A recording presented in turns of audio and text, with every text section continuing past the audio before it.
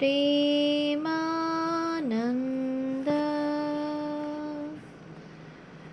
शन्ये वये च पार्षदाः रामकृष्ण गतप्राण सर्वांस्तान् প্রণমাম্যহম। পূজনীয় স্বামী অপূর্বানন্দজি মহারাজের সংকলনায় রচিত শিবানন্দ বাণী দ্বিতীয় ভাগ গ্রন্থ থেকে পাঠ। পৃষ্ঠা সংখ্যা 17। স্ত্রী ভক্ত। বাবা, আপনি আমার গুরু, আপনিই আমায় কৃপা করেছেন। আমাদের মনে কত রকম প্রশ্ন, কত সন্দেহ, কত নৈরাশ্য আসে, সেসব কে মেটাবে? এই তো আপনার চরণপ্রান্তে এসেছি। এখন প্রাণে কত শান্তি, কত আনন্দ। কিন্তু আপনি চলে গেলে যে কি হবে তা ভাবতে প্রাণ কেঁদে ওঠে। মহাপুরুষজি, দেখো মা, তোমায় তো সব কথা বলে দিয়েছি। গুরু একমাত্র ভগবান, তিনিই জগৎগুরু। স্বয়ং পূর্ণ ব্রহ্ম ভগবান জীবকে উদ্ধার করবার জন্য নরদেহ ধারণ করে রামকৃষ্ণ রূপে এসেছিলেন। আমাদেরও তিনি সঙ্গে করে এনেছেন। ঠাকুর 50 বৎসর কাল নরদেহে অবস্থান করে বহু লোককে বহুভাবে কৃপা করে এক অলৌকিক জীবনাদর্শ জগতের সামনে, সমগ্র জগতের সামনে রেখে গেছেন। তার জীবনের সার উপদেশ যা তিনি সমগ্র জীবন ব্যাপী দেখিয়ে গেছেন, তা হল জগৎ অসত্য, অনিত্য। একমাত্র ভগবানই সত্য, নিত্য। এখন তিনি সূক্ষ্ম দেহে সূক্ষ্মভাবে জগতের হিত সাধন করছেন।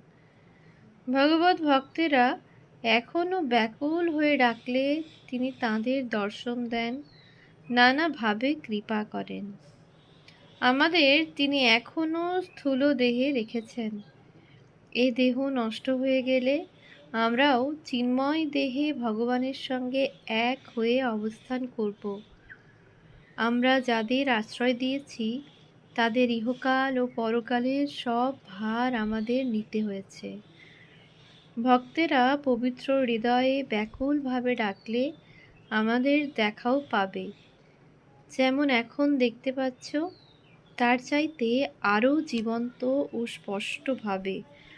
অতএব মা, এখন হতে অন্তরে দেখবার চেষ্টা করো। বাইরের দেখাশোনা আর কদিনের? স্ত্রী ভক্ত। তাই আশীর্বাদ করুন বাবা, যাতে আপনাকে অন্তরে বাইরে সর্বত্র দর্শন করতে পারি।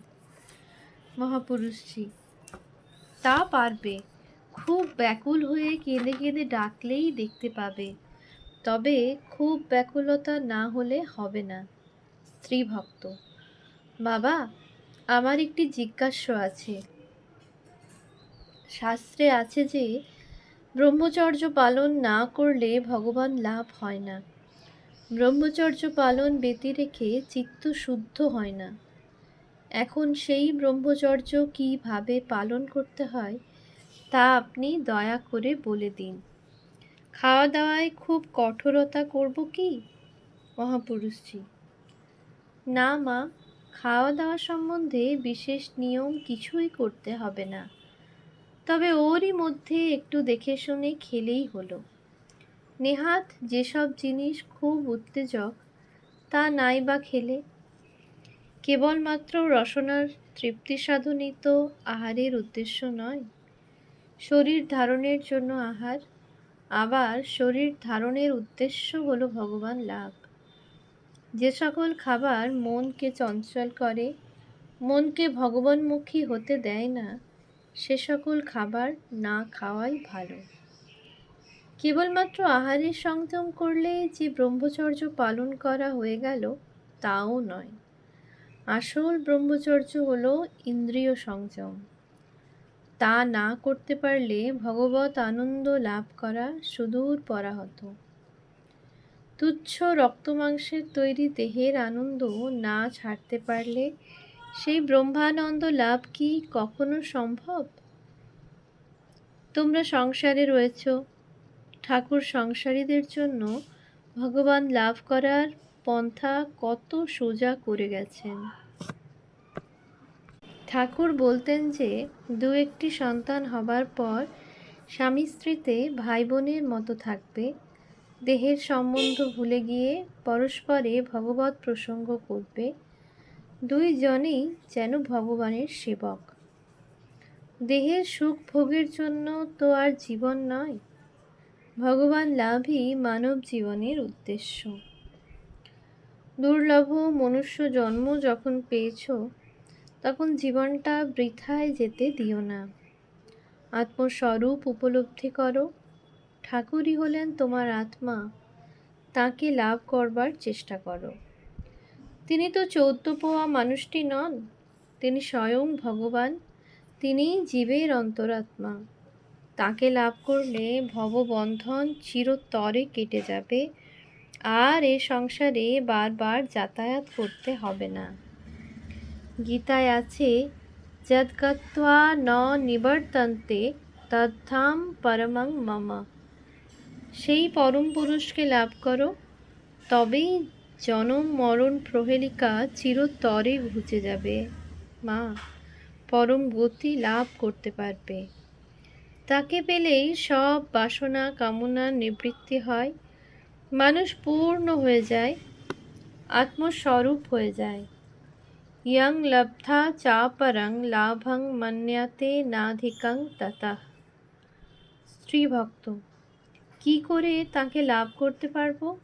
মহাপুরুষজি, মা, ঠাকুর বলতেন যে 3 টান এক হলে ভগবানের দর্শন হয়। সতীর পতির উপর টান, মায়ের সন্তানের উপর টান, আর কৃপণের ধনের উপর টান। এই 3 টান যদি এক করে ভগবানকে ডাকা যায়, তাহলেই তাকে লাভ করা যায়। তার নাম করো, তাকে ধ্যান করো, আর ব্যাকুল হয়ে প্রার্থনা করো, প্রভু দেখা দাও, দেখা দাও। কাঁদো কাঁদো, খুব কাঁদো, তবেই তিনি কৃপা করে দেখা দেবেন। তিনি যে বড় আশ্রিত বৎসল, যাকে আশ্রয় দিয়েছেন তাকে কখনো ত্যাগ করেন না। বেলুড় মঠ, 21শে অগ্রহায়ণ 1336, শনিবার 7ই ডিসেম্বর 1929। সকালবেলা মঠের জনৈক সন্ন্যাসী এ প্রচণ্ড শীতে কাশ্মীর গিয়াছিল, সেই প্রসঙ্গে মহাপুরুষজি বলিলেন, পেয়ে এই শীতে কাশ্মীর গিয়েছে, ঋষিকেশ থেকে নাকি হেঁটে গেছে। এই খবরটা শুনে অবধি মনটা খুবই খারাপ হয়েছে। আহা ঠাকুর, রক্ষা করো, তোমারই আশ্রিত। আমার মনে হচ্ছে যে ওর মাথার কিছু গোলমাল হয়েছে, নইলে এমন বুদ্ধি হবে কেন? এ সময় কি কেউ কাশ্মীর যায়?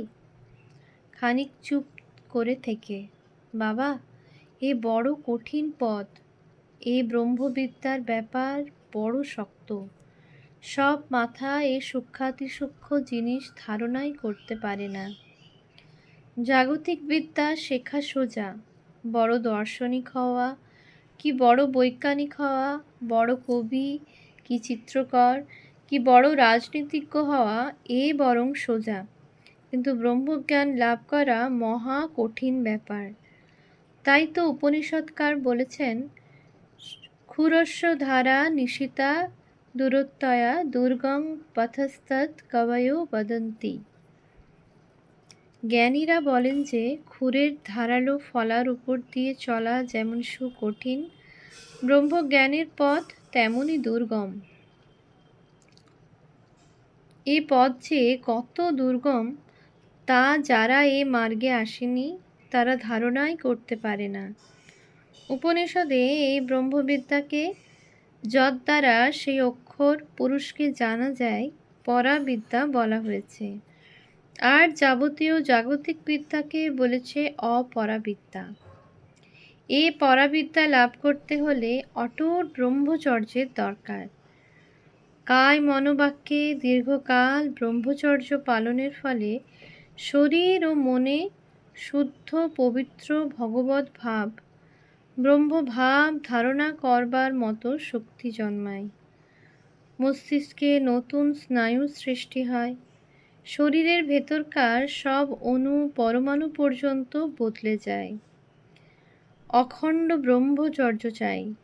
ঠাকুর বলতেন যে দই পাতা হাঁড়িতে দুধ রাখতে ভয় হয়, পাছে দুধ নষ্ট হয়ে যায়।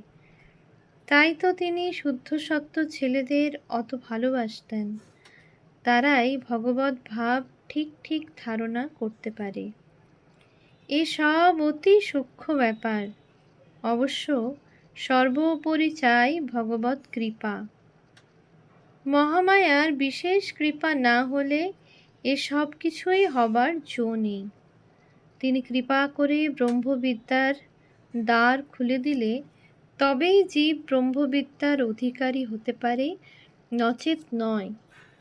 চণ্ডীতে আছে শৈষা প্রসন্না বরদা নৃণাং ভবতি মুক্তায়।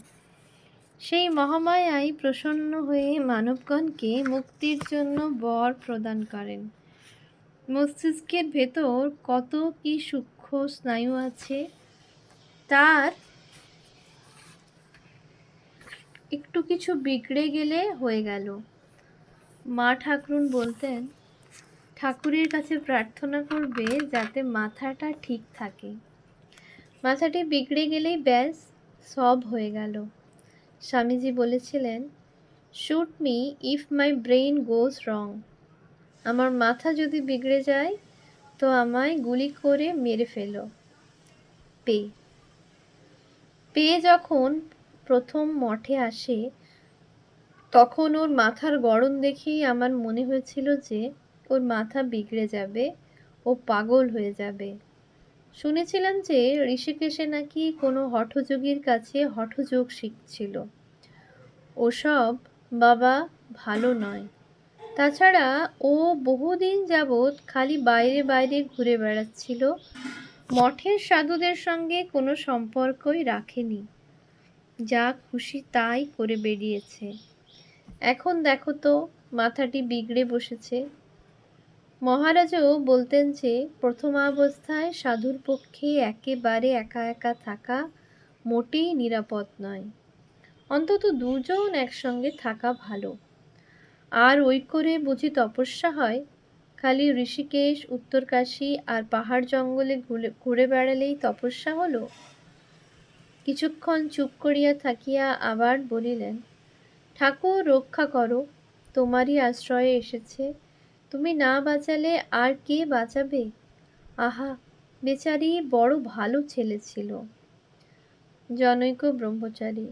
ভাগবতে উদ্ধব গীতায় আছে যে সাধকের সাধন মার্গে অগ্রসর হওয়া খুব কঠিন ব্যাপার।